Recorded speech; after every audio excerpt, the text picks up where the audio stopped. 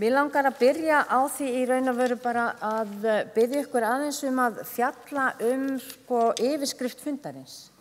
Að bara eftir röð hérna, þú myndir byrja Steinþór, sem yfirskrift fundarins framtíð íslenska fjármálakerfisins.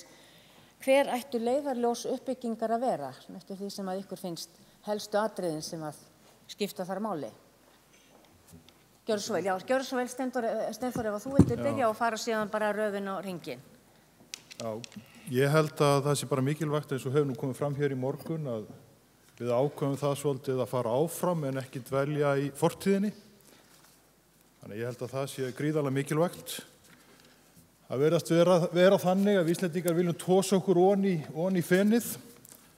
Það er mikill kraftur sem fer í það og við þurfum að tryggja að við komumst áfram. Og það eru ýmis atriði sem ég held við getum gert þar. Það er að takast á þessu áskonar sem Unnur dró svo vel saman hér áðan. En ég held að sé líka að við séum hugum að því að samvinna sé í gangi. Það sé góður samræða milli aðila markaðarins og þeirra sem setja reglurnar. Ég held að það sé mjög mikilvægt að menn detti ekki í þann farveg að búa til sér íslenskt fjármálakerfi. Að við horfum til þess hvað þróun erlendis og reynum að nýta það sem allra mest. Með því erum við, þrátt fyrir gríðarlega flókið umhverfi, þá erum við að reyna að gera þetta líka einfalt, þannig að umhverfi skilji. Og síðan þá líka að tryggja jafnræði á fjármálamarkaði og líka jafnræði á milli fyrirtæki í landinu, fjármálafyrirtæki og önnur fyrirtæki.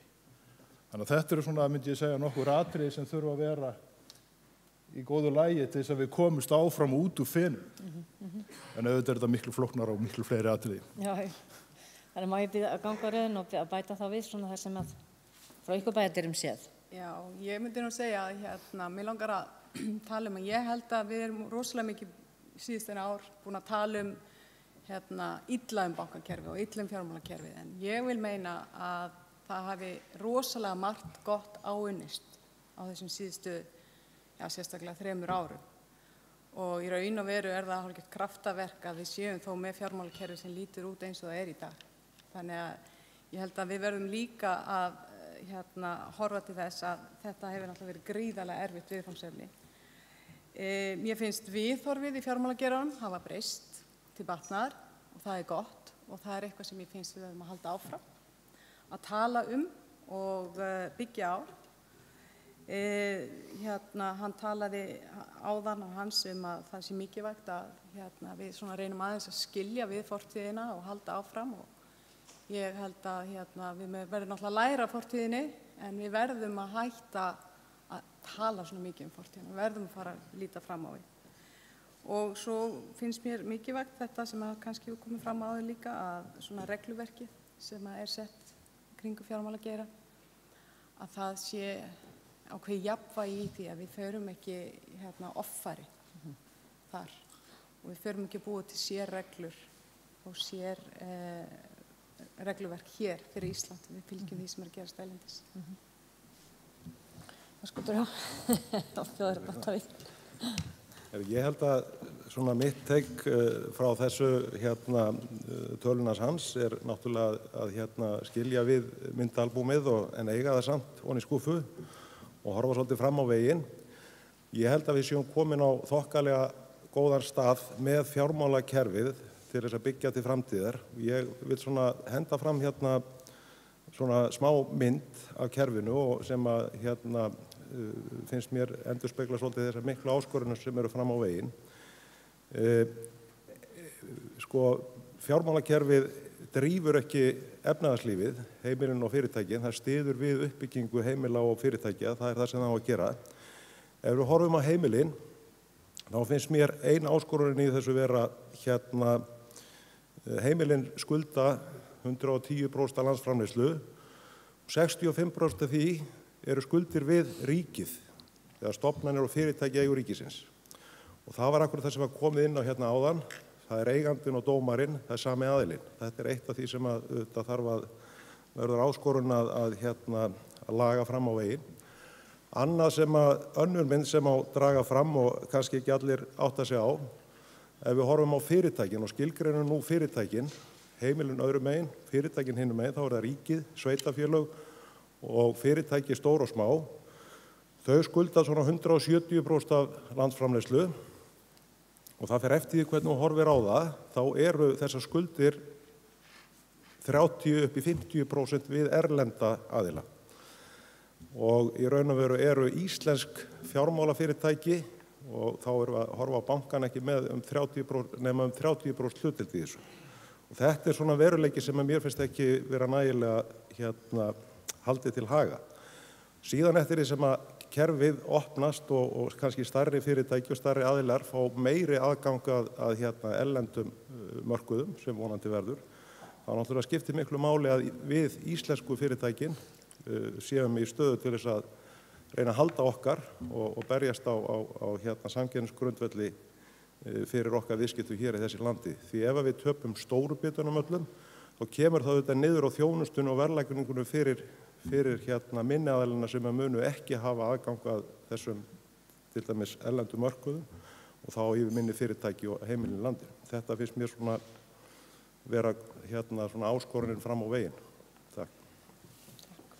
Já, mér fannst áhugavert að hlusta á hans og ég verð að viðurkenna að því ég tók við þessu starfi 2008 við hrunið að það var margt af því sem að sagði sem voru svona sömu áskorunar og við höfum staðið frammi fyrir. En það sem er þó rétt að hafa í huga, að því að við erum ofta að bera okkur saman við þessar skandinavísku kreppur, að í sjálfu sér fórum við allt aðra leið. Hann talaði um hennar góða og slæma banka, skiptinguna þar. Við fórum allt aðra leið, við fórum í að taka innlendu eignirnar inn í sama bankan og þar voru bæði slæmar og góðar eignir. Og til dæmis hjá Íslandsbanka þá hefur við snert á 62% af lánasafni bankans. Þannig að þið sjáið að það hefði ekkert mikið orðið eftir í góða bankanum í þessu hjá okkur allavega og ég held að það sé svipustað annar staðar. Það var líka mikil umræða í upphafum það hvort það ætti að fara í eignarhaldsfélag ríkisins þar sem að svona mikilvægar eignir, þjóðhagslega mikilvægar eignir eru settar inn. Og það var ekki farin sú leið og ég er algjörlega sannfærð það að það var rétta leiðin að láta bankana eiga við þessi verkefni og ég held að þegar við horfum tilbaka þá held ég við getum sagt að við höfum staðið okkur vel í þessu og við höfum náð mjög góðum árangri og við horfum til þess, bæði var þessi fjármálakreppa í okkur, hún var töluvert mikið stærri heldur en sú sem var í Svíþjóð. Og líka til viðbóta það sem við höfum verið að eiga við eru til dæmis niðurstöðu dóma erlend lán sem hafa aukið flækjustigið verulega. En ef við horfum fram á veginn, þá held ég að við höfum líka staðið okkur öll vel í því, bæði eftirlitsaðilar og bankarnir, í að vera mjög opin og viljug til þess að bæta regluverkið og bæta umhverfið sem við störfum í og bæta viðskiptahættu og svo framvegis.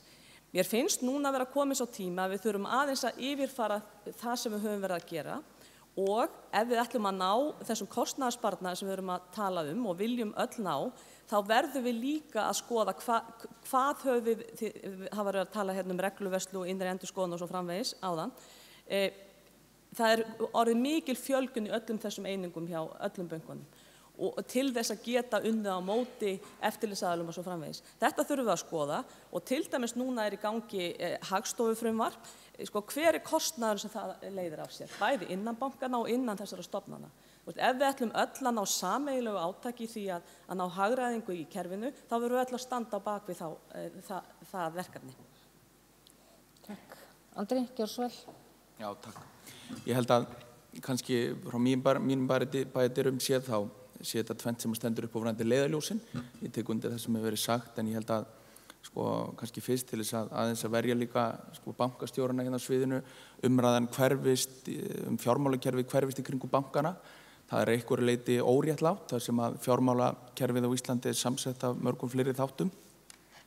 Einhverju leyti eiga þeir athyglina skil því að þeir eru mjög stórir bankarnir og spila mjög stóran sess. Þeir þjónusta, við búum á eyju. Við verðum að leita bankaþjónustu og þannig að við komumst ekki af án þeirra en það þarf að horfa þá sem þjónustu fyrirtæki. Ég held að sko, þessi traust sem þarf að halda áfram að byggja upp. Ég heyrði hjá Hans, hann talaði mikið að menn ættu að vera humble og slíkt, að ég held að það vanti að einhverju leyti og þannig höldum við áfram að byggja markaðinn upp. Ég ekki alveg sammála Bjarna að það hef allt gengið jafn vel varðandi uppbyggingu hlutabréfamarkaðarins. Ég held að útboðin meðal annars hafi ekki gengið endilega svo vel hvað varðar traust almennings á kerfinu. Það hafa klárlega verið hnökrar þar og þannig að við þurfum að byggja þetta á trausti og í sátt við raunhagkerfið, því að mér finnst stundum fjármálakerfið vera hrokafullt og einhvern veginn úr tengslum við raunveruleikann. Samkeppni held ég að hljóta vera lykilatriði, því að ef við komum inn á þetta traustmál, ef að það raunveruleg samkeppni, og þá yfir öllum fjármálamarkaðnum, í bankakerfinu, má segja innan lífeyrissjóðanna, í öllu fjármálakerfinu, þá geta viðskiptavinirnir valið. Þeir ættu að stýra því hvaða vinnubrögð þeim hugnast og svo framvegis. Og það náttúrulega, við förum ekki að eyða tímar mín, ég ræði kannski gjaldeyrishöftin, en ég held að erlend samkeppni gæti þarna hjálpað verulega til. Kannski aðeins, já, öll búin. Já, ég held að. Kannski aðeins í framhaldi því sem átt að segja líka sko að langar mig að beina spurningu til þín og Kristínar sko, standa smærri fjármálafyrirtæki frammi fyrir sömu áskorunum á hinn stærri? Hvert ykkar mat á því og hver sé svona munurinn á milli þeirra?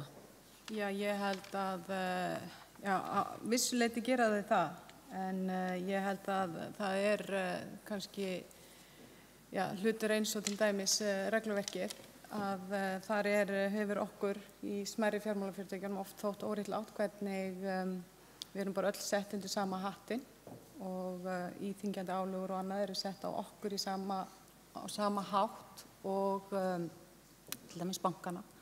Og þar á ég við til dæmis hluti eins og fjársýsluskatt, við takmarkanir á kaupaukum sem að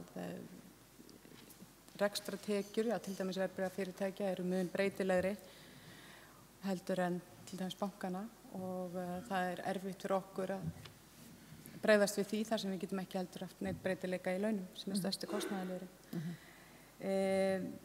Það náttúrulega líka ákveðin áskorun að keppa við bankana og þar eru bankarnir hafa möguleika á að bjóða þjónustu sem við erum að bjóða og bæta svo við þjónustu sem við getum ekki boðið upp á, sem einhvers konar bankaþjónustu eins og lána fyrir greiðslu og annað, og þar þarf að passa að menn ég ekki að halda því fram á svo en ég halda að það allan hlut sem menn þurfa að passa, að það ekki vera niðurgreiða inn af þjónustu með annarri og það svona rétt að vekja athygli á því. Þannig að ég held að sko svona mörguleyti stöndum við sér frammi fyrir sömu áskorunum og talandi það sem Birna var að tala áðan líka, varðandi kostnað að lítil fjármálafyrirtæki þurfa alveg ótrúlega mikinn infrastruktúr í mannafla og öðru miðað við umfang starfseminnar og það gerður lítill greinarmunur á fyrirtæki.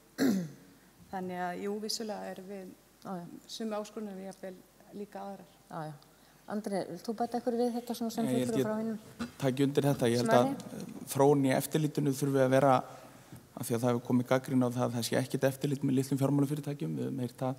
Ég held að það hefur nú breyst núna eftir hrun að eftirlitið með minni fjármálafyrirtækjum hefur aukist og það þarf að passa að það gangi ekki á langt, og ég tek svo sem undir það sem hefur verið sagt áður, að eftirlit má ekki ganga á langt yfir höfuð. Ég held að þurfa að fókusera á að leyfa fjármálafyrirtækjunum að reka sig sjálf og stýra því sjálf hvað þau gera og einbeita sér að því að svona stóra myndin hjá þeim sé í lagi.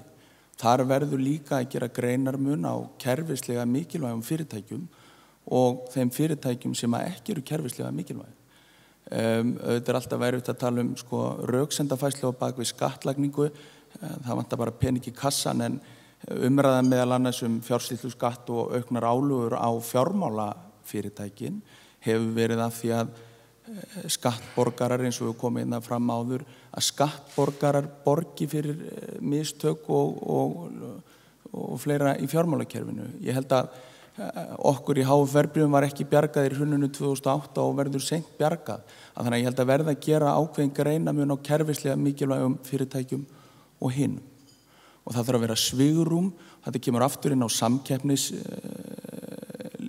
sem mér finnst vera lykilatriði sem ég nefndi áðan, að til þess að hvetja til samkeppni sem ég held að flestir geti verið sammála að sé þörf, þá þarf að veita stórum og smáum fyrirtækjum tækifæri til þess að starfa á þessu markaði og bæði hvað snýra eftirlit og öðrum þáttum og þá að hvetja til fjölbreytni, myndi ég segja. Síðan er svo komið inn á samkeppnina við bankana, þetta er náttúrulega svolítið vælutól svona sem að hefur fengið smá gagnrýni að litlu fyrirtækin sé að væla undan ofríki bankana, en það segir sér sjálft og stundum finnst mér að það sem snýra eftirlitinu varðandi eignarhald bankana í óskyldri starfsemi og slíkt, ég held að það sé ekki nógu skilvirkt. Þar beita bankarnir sér fullri hörku og tengja ýmis annan business við og halda þannig samkeppninni frá minni fjármálafyrirtækjum í skefjum. Nú fæ ég líklega holskeflu athugasemda frá panelnum hérna.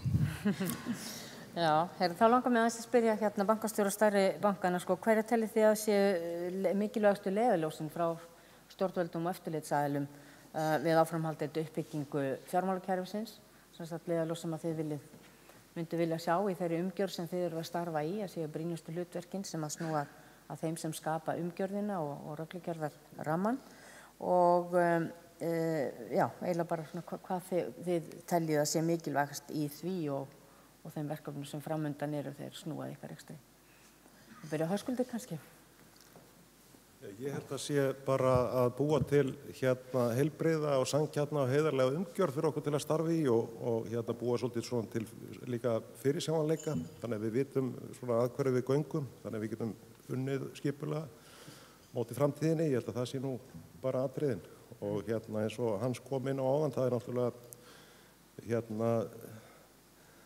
reglusetningin og skattlagningin og allt sé svona í bara innan eðlilegra marka og vera ekki, að þetta hafa allt einhvern svona heiðarlegan og eðlilegan tilgang. Ég held að það sé það sem að við myndum helst leita eftir til að byggja upp gott umhverfi til að starfi. Birna, vilt þú bæta við þetta? Ég held að eitt af þeim stóru verkefnum að sjálfsögðu sem að ný ríkisstjórn þarf að kljást við er náttúrulega eignarhaldið og það verður engin breyting á því nema aðkomi þeirra og ég held að það sé þeirra brýnasta verkefni því að það leysir mörg önnur mál jafnhliða. Já, ég held að þetta snúist að klára sýnina sem fyrst. Það er tómatsósu lögmálið allsráðandi á Íslandi í dag. Flaskan er hrist og mönnum finnst lítið koma úr flöskunni en svo segja menn það kom alveg fullt í haust. Það verði ekki of mikið sem kom á diskinn.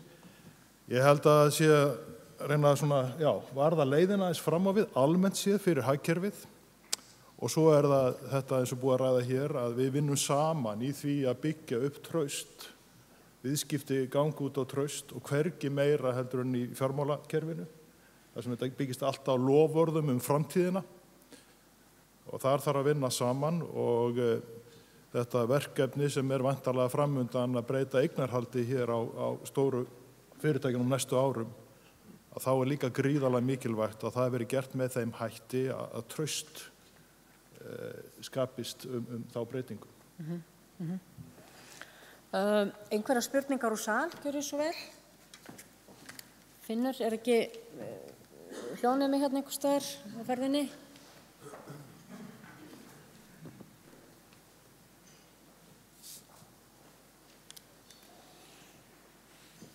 Finnur Sveinbjörnsson. Ég er með 2 spurningar, önnur er til Steinþórs og hinn til Birnu. Og spurningin til Steinþórs er þessi.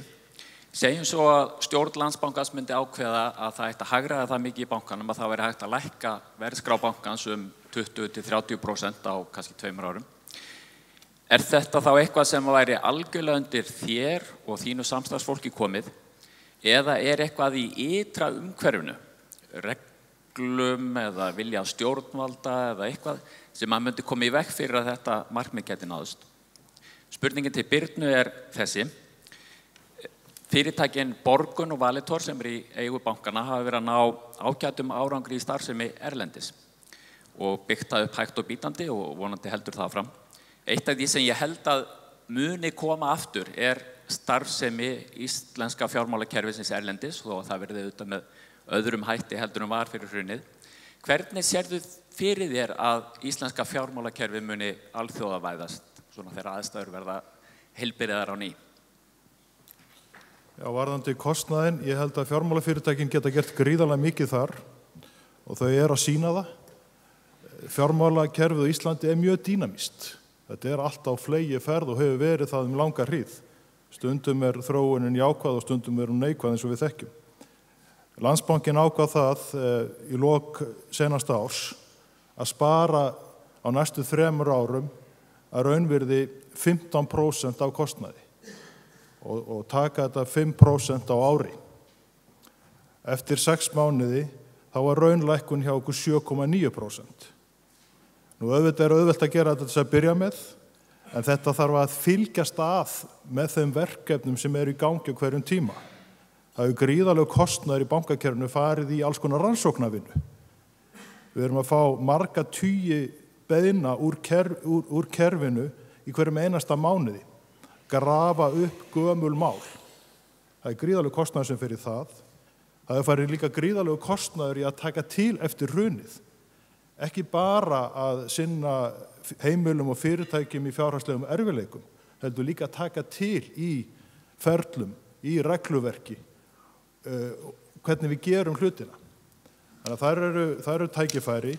Tækifæri munu líka þegar við getum komið kröftum í það að taka til í eins og tækni umhverfun okkar. Það eru tækifæri.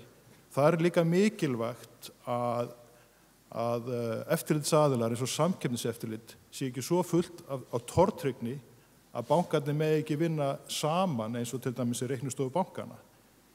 Þannig að það eru tækifæri mikil. Við megum heldur ekki fara fram úr þjóðinni. Í Svíþjóð þá miklar breytingar í hvernig útibú starfa. Nordea til dæmis markvisst að vinna því að taka út umsýslu peninga úr útibú. Það bara mörg útibú hætt að vera með gjaldkera. Það ekki verið að vinna með seðla og mynt. Þannig að einhver þróun verður hjá okkur og það eru tækifæri. Kostnaður mun lækka og við erum að vinna í því á flegi ferð. Já, takk Finnur. Ég held að tækifærin til vaxtar, ef við erum að tala vöxt erlendis, byggi þá eingöngu á sérþekkingu Íslands og við förum þá inn á því svæði þar sem við bæði þekkjum atvinnugreinina og við þekkjum til á svæðinu sem við vinnum á. Og þá ég að tala sjávarútveg og orkumál. Og ég held að það hafi verið, ef við horfum til dæmis til þess sem að Glitnir gerði fyrir hrun, að ég hef svona heyrt af því að þau útlán sem að voru inn í þessa geira, það hefur gengið ágætlega innheimtan á þeim eða vel, en þar sem að bankin var að fara inn í geira þar sem hann hafði ekki til málan að leggja, að sjálfsögðu hefur það gengið verð og fór illa með þau lánasöfn. Þannig ég held að það sé mikilvægt að við séum að vinna á þeim geirum þar sem að Ísland hefur eitthvað fram að færa. Fleiri spurningar úr sal? Já, þarna aftast, gjör svo vel.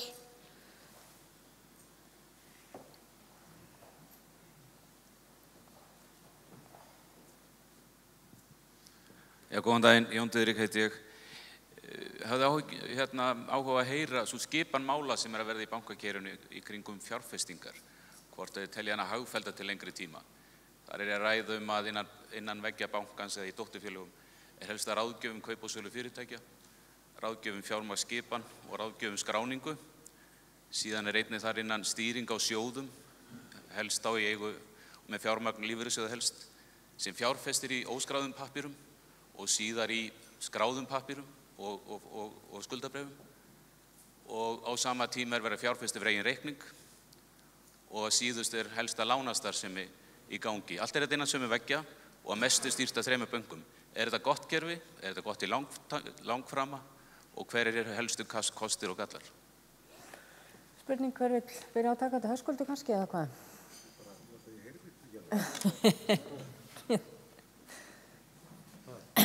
getur þú kannski sett spurningarnar svona aðeins kjarnirtar?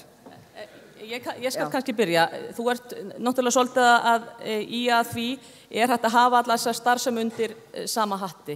Ég í að því að hvort að það gæti komið til þess að starfsmenninnan sömu stofnunar eða dótturfyrirtækja þar sem bæðir verður stæðsti fjárfestirinn eða stýring á fjárfestingum, aðstoð við skráningu og fjármögnun, hvort að það getur komið til hagsmunaárekstra þótt þetta sé sett í dótturfélög. Og þá ég líka að hugsa minni fyrirtækin, hvernig samkeppnisumhverfi þar sem að þau geta ekki veitt lánastarfsemi í kringum fyrirtækjakaup. Þá má bæta, já, það svona, ef þú skilur spurninguna. Já, ég held að sé afar mikilvægt að það séu mappað vel upp allir hagsmunaárekstrir í allir starfsemi bankana og ég held að þeir hafi gert það vel og eru mikið að vinna á því sviði. Ég held bara þegar við erum að tala hvort þetta eigi að vera saman eða hvert þetta eigi að skipta þessu einhvern veginn upp, þá held ég við þurfum aftur að horfa á hagkvæmnina og við þurfum líka að horfa á stærðina og ef þú sérð bara efnahagsreikninga bankana í dag, þá hann afar einfaldur og langt frá því sem til dæmis Evrópureglurnar eru að horfa til þegar þeir eru að tala einhvers konar uppskiptingu. Auðvitað þarf að passa mjög vel hagsmunaárekstra og það eru kínaveggir sem eru virtir og það þarf að fylgja því vel eftir að svo sé. Fleiri sem að tjá sig þetta? Já, við erum náttúrulega mjög upptekin af þessu að passa okkur á þessu sviði. Bankar eru nú ekki mikið að fara inn í fyrirtæki í dag.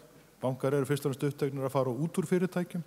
Þannig að þetta hefur kannski ekki verið mikið vandamál núna. Við erum að byggja upp regluvörslu, við erum að byggja upp áhættustýringu, aðgreiningu starfa, skipulag og allt þetta tekið svo út af fjármála eftirlitinu.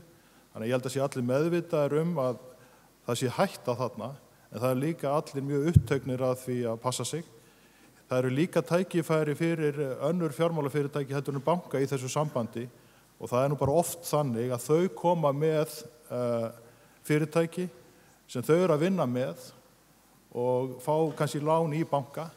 Þannig að þarna eru menn ofta að vinna saman til heilla fyrir viðskiptavinnu. Andri? Ég held að það alveg rétt og það má ekki gleyma því að svona full þjónusta getur í mörgum tilvikum verið fín sé hún veitt á forsendum viðskiptavinnanna. En hún þarf að vera það og hún má ekki vera veitt á forsendum bankans. Og þannig að ég held að, og við náttúrulega tölum fyrir því að við höfum til dæmis þær skýru reglur hjá okkur og höfum haft í 10 ár frá stofnun félagsins í HF-verðbréfum að starfsmenn eiga ekki viðskipti með einstök verðbréf. Við teljum það bara ekki hægt. Að starfsmenninir séu að veita ráðgjöf og þjónustu á sviði verðbréfaviðskipta og séu svo sjálfir að eiga viðskipti on the side. Og það bætir við þessa upptalningu sem þú segir að bankarnir eiga fyrirtækin, þeir eru að skrá fyrirtækin, þeir eru að selja fyrirtækin, þeir eru að selja viðskiptavinum sínum fyrirtækin. Það er ekki nóg, heldur síðan eru starfsmenn bankana að kaupa í fyrirtækjunum, í útboðunum. Og þetta var það sem ég var að segja með útboðin. Þarna finnst mér vanta upp á trúverðuleika þeirra útboða sem hafa verið fram. Auðvitað eru þið mismunandi og þetta er kannski ekki algilt. En þetta er eitthvað sem við getum lært og er mjög auðvelt. Að þegar bankar halda útboða á verðbréfum að starfsmennir taki ekki þátt. Því að þetta finnst mér stórt mál upp á trúverðuleikan. Það verður að koma alls konar mál upp í þessum útboðum og ekki eykst trúverðuleikin þegar starfsmennir eru svo sjálfur að víla og díla með þessi bréf. Þannig að eins og ég segi, ég held að þetta bara gæta þessari línu, það er ekkit endilega svarið eins og verið rætt með eftirlitið að banna allt og allt, það bara gerir þetta heiðarlega á réttum forsendum og það er fyrst og fremst á forsendum viðskiptavinana og fyrirtækjana en ekki á forsendum fjármálakerfisins eða bankana sjálfra. Ég held að það sé mikilvægt að aðilar markaðarins sem séu mjög meðvitaðir þessa stöðu sem þú nefnir. Og við erum náttúrulega að sjá það í dag að svona til viðbóta við það sem við höfum almennt séð, það eru náttúrulega bankarnir í útlánastarfsemi, eru með fyrirtækjaráðgjöf og eru að skrá fyrirtæki á markað og annað, eru að selja frá sér fyrirtæki, að nú eru þeir líka komið með einingar í bönkunum sem eru að kaupa þessi sömu fyrirtæki. Það er að segja að þeir eru líka búin að stofna sín eigin framtakssjóði. Og það er náttúrulega mjög mikilvægt að sala á fyrirtækjum úr bönkunum sé þannig að það sé öðrum aðilum hleypt að því söluferli og það sé mjög mikilvægt að það sé ekki einungis sjóðir viðkomandi banka sem sita að því ferli. og þetta náttúrulega bara mikilvægt fyrir bankan að hafa í huga bara upp á trúveruleika og annað og náttúrulega mikilvægt líka bara fyrir markaðin að það sé svona ákveðið fair play í gangi þar. Ég held ég taki nú bara undir þetta. Þetta náttúrulega í sjálfu sér auðvitað rúm fyrir árekstra og við verðum að gæta okkur vel í að reyna að stýra því þannig að það verði ekki til þessir, eða við stýrum þessum hlutum vel og það er bara það sem við erum að leitast við að gera og við erum náttúrulega fyrst og síðast að vinda niður stöður en ég tek alveg undir það að við þurfum að fara varlega í þessu og reyna að stýra þessu þannig að það komi ekkert upp á varðandi trúverðuleika þess sem við erum að gera. Takk.